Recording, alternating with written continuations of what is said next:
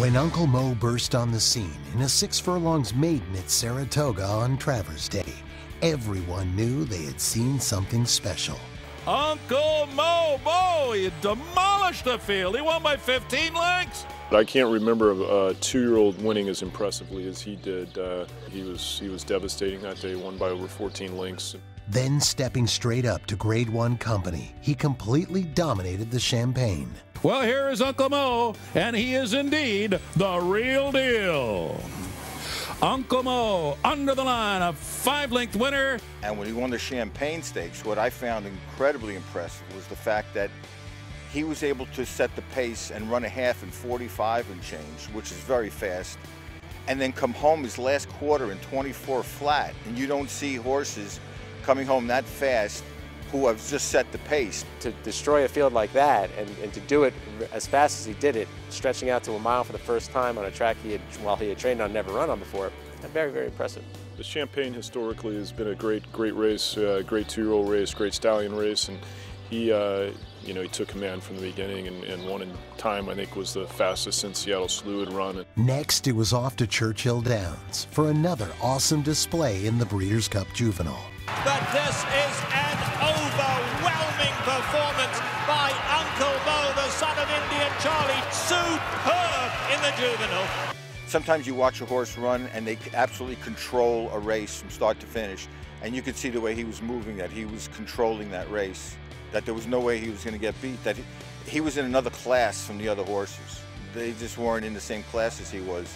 And all he had to do was just run his race and get around there, and he was going to win easily. You know, when John Velasquez pulled the trigger at the top of the stretch, he just lowered down and took off again. A near unanimous choice for champion 2-year-old male at the Eclipse Awards. It was no surprise that Uncle Mo also topped the experimental free handicap by a margin of 5 pounds. His weight assignment of 128 is the highest since 1997 Horse of the Year, and champion 2-year-old male Favorite Trick was honored with the same weight. What he did as a 2-year-old is almost unprecedented, to run the numbers he did and to win with the dominance that he did. If you look at his races, even as a 2-year-old, when he ran a 108 Beyer number as a 2-year-old. Now, a lot of people might not be able to equate a 108, whether it's good or bad. Well, just look at it this way. If you take all the horses in the Breeders' Cup Classic right now, that only 2 of them have run a 108 in their entire careers. And we're talking about these are seasoned horses. So he did it as a 2-year-old. The early favorite for the Kentucky Derby, Uncle Mo consolidated that position with an impressive return in the Timely Riders Stakes at Gulfstream Park, running the final quarter in a sensational 22 4/5, with John Velasquez sitting on him and looking back. Uncle Mo is back. His 3-year-old debut was a winning one. He took it by 4.5 lengths. And the most impressive part of the Timely Rider was his last 1/8 of a mile, and then the 1/8 of a mile from the wire to an 1/8 of a mile past the wire. He finished the race very well, and he galloped out super. Unfortunately, Kentucky Derby dreams were dashed when Mo was diagnosed with a rare liver ailment and was scratched on the eve of the race.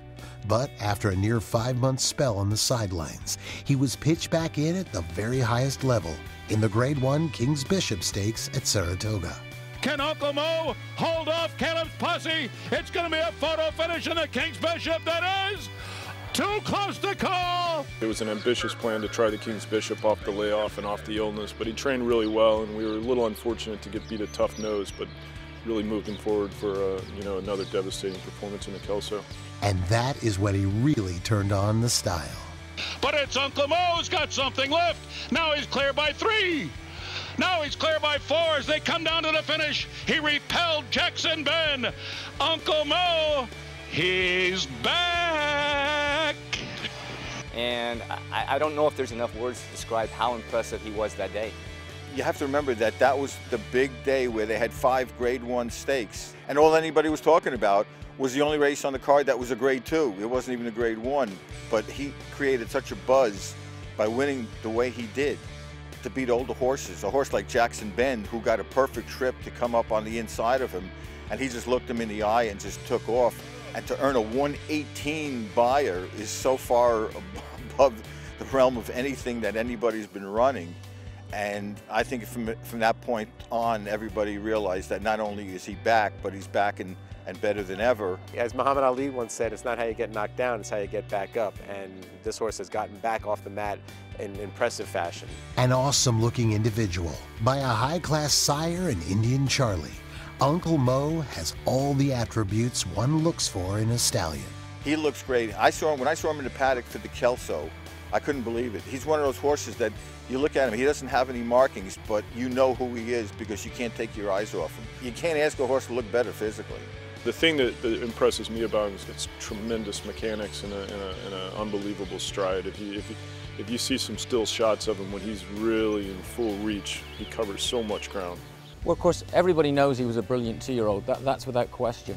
Perhaps what's not as recognized is he was actually a better 3-year-old. You know, even though he had a debilitating illness, he came back off a long layoff, ran very, very well in the King's Bishop, where he was beaten a nose by a very, very good horse who came back to win the Breeders' Cup Dirt Mile.